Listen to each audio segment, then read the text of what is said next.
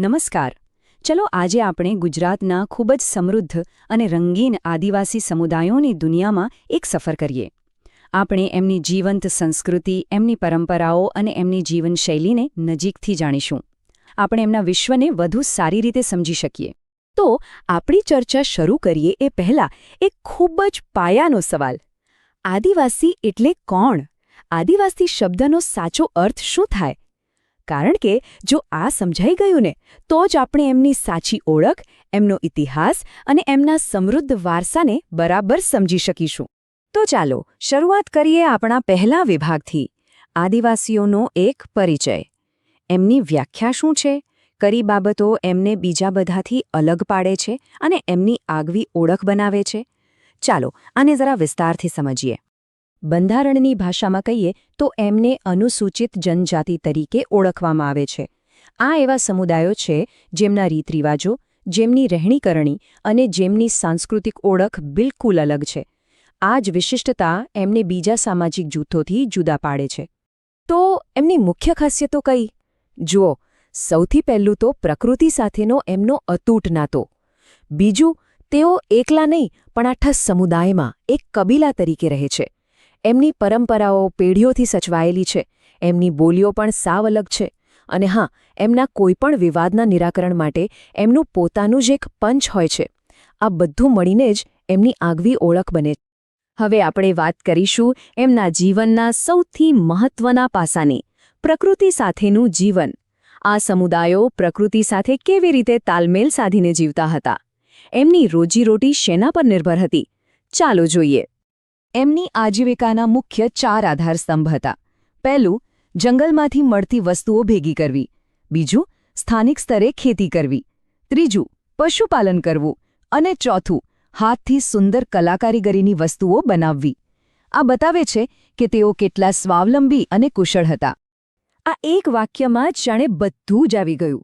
એ લોકો પ્રકૃતિનો માત્ર ઉપયોગ જ નથી કરતા, પણ એના સાચા પ્રેમી અને રક્ષક પણ છે.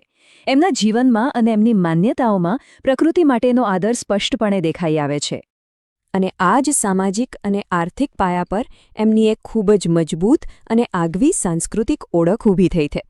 તો ચાલો હવે એમની આ અનોખી સંસ્કૃતિના રંગોમાં થોડા ઊંડા ઉતરીએ.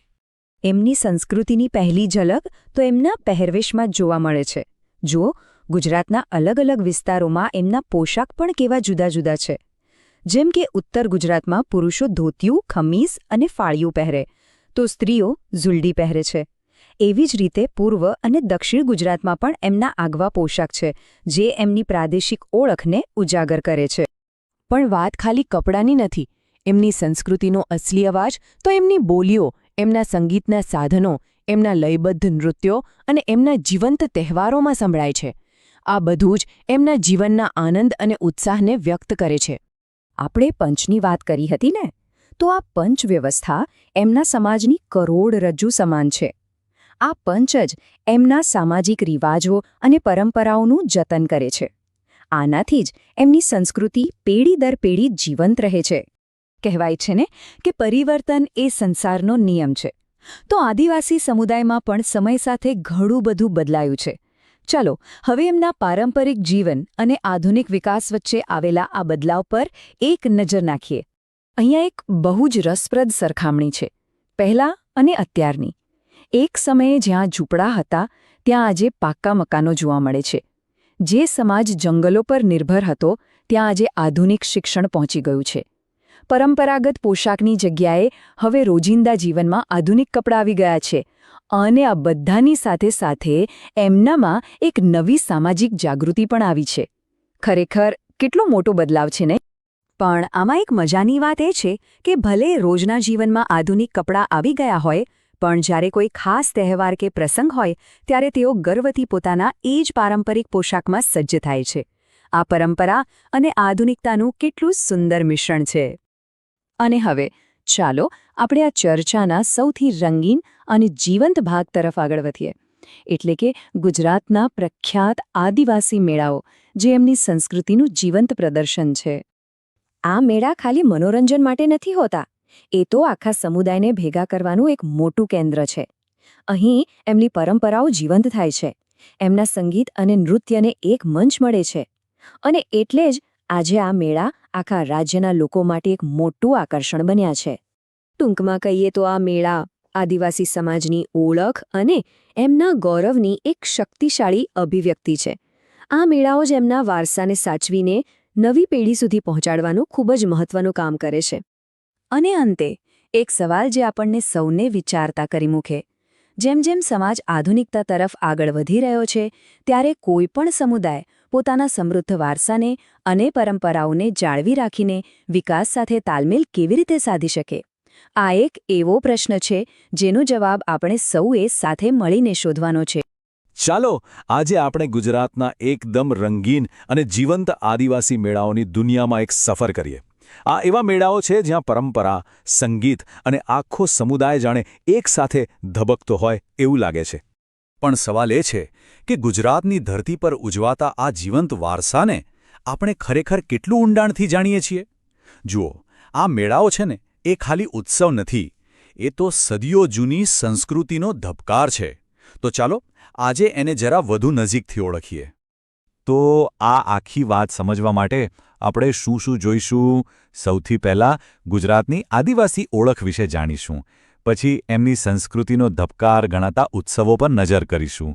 ત્યાર પછી ગુજરાતના જે ભવ્ય મેળાઓ છે એની વાત કરીશું. અને છેલ્લે પરંપરા અને આધુનિકતાનો જે સંગમ થઈ રહ્યો છે એને સમજીશું. તો શરૂઆત કરીએ વિભાગ 1થી, ગુજરાતની આદિવાસી ઓળખ. ચાલો આપણે આ સમુદાયના મૂળને સમજવાનો પ્રયત્ન કરીએ. જો આદિવાસી જીવનના પાયામાં શું છે? એમનું જીવન પ્રકૃતિ સાથે એકદમ ઊંડાણથી જોડાયેલું છે. એમની આજીવિકા ચાલે છે જંગલની પેદાશો અને સ્થાનિક ખેતીથી. એટલું જ નહીં, પોતાની પરંપરાગત કળા અને હસ્તકળાથી એ લોકો સ્વનિર્ભર પણ છે. પ્રકૃતિ માટે તો એમને ખૂબ આદર છે જ, પણ સાથે સાથે એમના દેવી દેવતાઓ અને વિધિઓમાં પણ અતૂટ શ્રદ્ધા જોવા મળે છે. અને હા, એમની એક ખાસ વ્યવસ્થા છે, સામાજિક પંચ સિસ્ટમ. એટલે કે ગામના વડીલો ભેગા મળીને કોઈ પણ સમસ્યાનો ઉકેલ લાવે. આ બતાવે છે કે એમનું સામુદાયિક બંધન કેટલું મજબૂત છે. અને ખબર છે, એમની આ આગવી ઓળખ એમના પહેરવેશમાં પણ તરત જ દેખાઈ આવે છે. જેમ કે જો આપણે ઉત્તર ગુજરાતમાં જઈએ તો ત્યાં પુરુષો મોટે ભાગે ધોતિયું, ખમીસ અને માથે ફાળિયું પહેરેલા જોવા મળશે. પણ જો એ જ રીતે આપણે પૂર્વના પટ્ટામાં જઈએ તો ત્યાં કાળી બંડી અને પોતળી જેવો પોશાક વધુ પ્રચલિત છે. એટલે કે વિસ્તાર પ્રમાણે પોશાકની પણ પોતાની એક આગવી ઓળખ છે. તો હવે વાત કરીએ ઉત્સવોની, જે ખરેખર એમની સંસ્કૃતિનો ધબકાર છે. એમની જીવનશૈલી અને પહેરવેશની જેમ જ એમના ઉત્સવો પણ બહુ ખાસ હોય છે. આ એ જ તહેવારો છે જ્યાં એમની પરંપરાઓ સાચા અર્થમાં જીવંત થાય છે. હકીકતમાં આ ઉત્સવો માત્ર ઉજવણી નથી, પણ એમની આખી સંસ્કૃતિનું એક જીવંત પ્રદર્શન છે. અહીં આપણને એમના અનોખા સંગીત, એમના મનમોહક નૃત્યો અને એમની ખાસ બોલીઓ બધું જ એક સાથે જોવા અને અનુભવવા મળે છે. સાચે જ એક ભવ્ય મંચ હોય છે આ ઉત્સવો. તો ચાલો હવે આપણે ગુજરાતના કેટલાક સૌથી જાણીતા અને મોટા આદિવાસી મેળાઓની એક નાનકડી સફર પર નીકળીએ. તૈયાર છો?